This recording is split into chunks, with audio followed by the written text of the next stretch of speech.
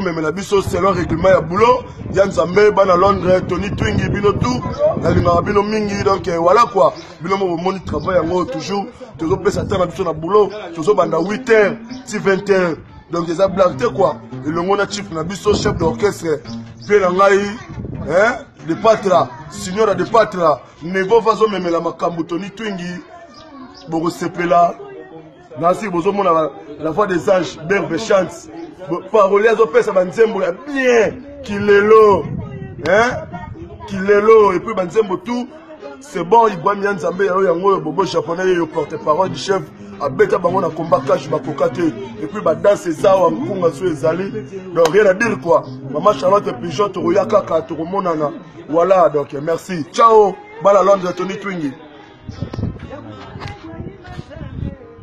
Bonjour, bonsoir, Ming la pièce n'a pas dans Londres tout.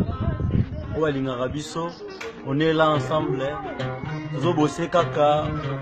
Un jour, boyo kama mboyo. Ainsi, mambo m'a jeté. Et puis si la salutation à la président Ibrahim L et grand Zambé. Ma bien n'a aucune annonce. Maman Charlotte Pigeon. Vous salutez. Maman Achara leader. Très à l'aise. Pas leader ça m'a bien. Toujours aussi gelo au président ben ganga gelo au Brésil Gelo au Brésil, pas